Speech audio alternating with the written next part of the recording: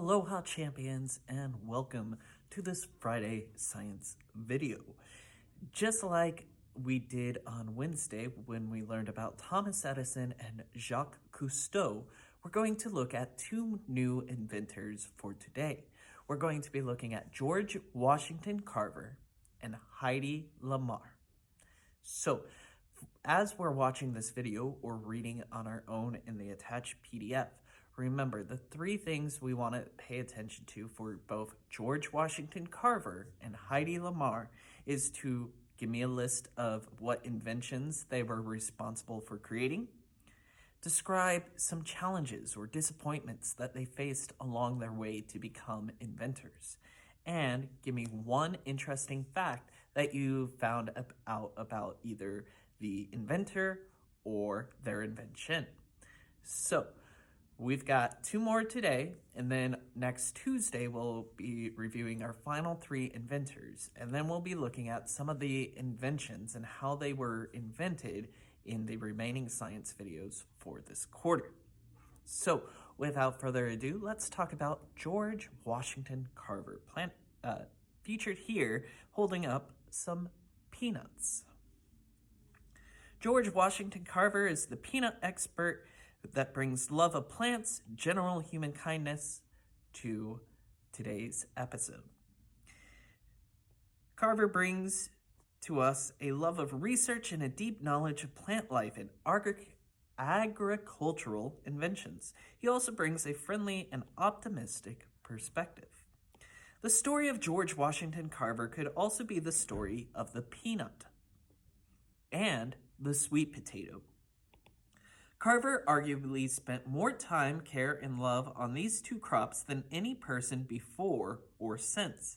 He found over 400 new uses for both the peanut and the sweet potato. The road to botany, or the study of plants, wasn't easy.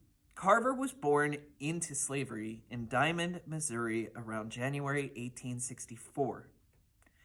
He wasn't sure of his exact birth date. He could not enroll at the first college that admitted him because of his race. When he did start college in 1890, he studied art and music because his school, Simpson College in Iowa, did not have a science program. But his instructor was impressed by his pictures of plants, and he pointed Carver toward Iowa State Agricultural College's botany program, where he was the first Black student to attend. This is where his career took root.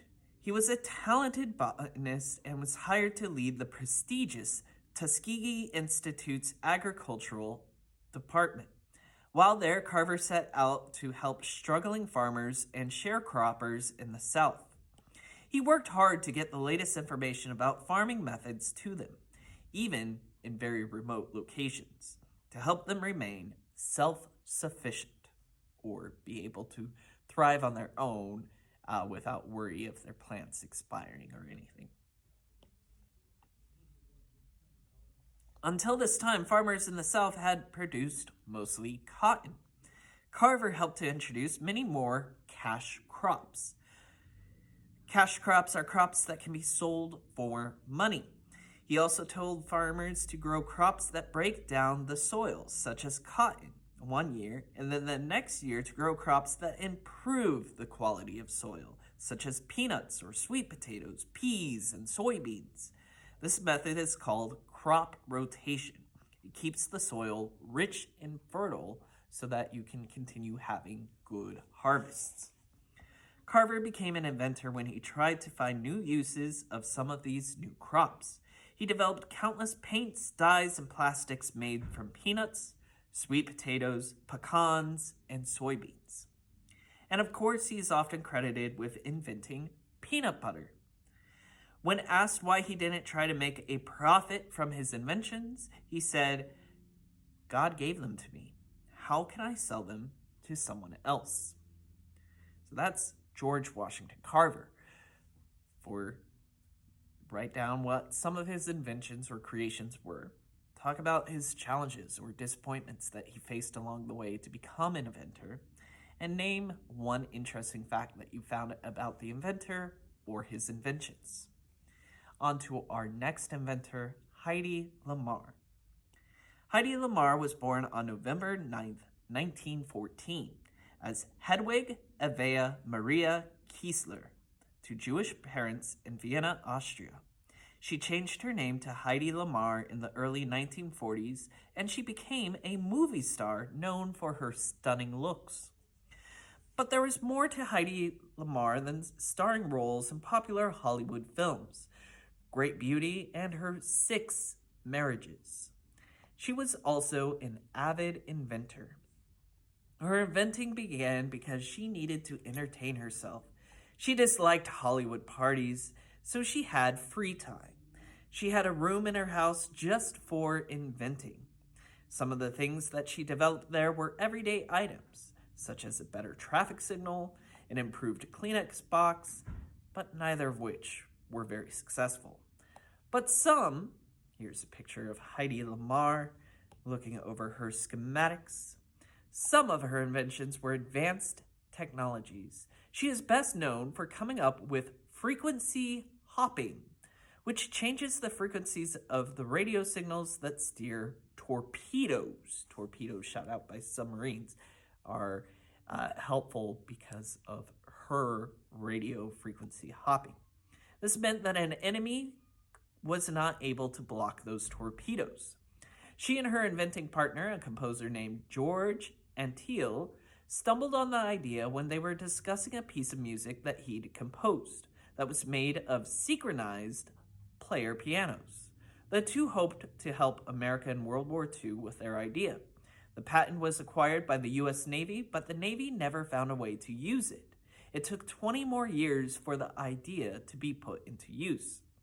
This was a major disappointment to Lamar, but today a more advanced version of frequency hopping is used in your cell phones, GPS, and anything that makes use of Wi-Fi.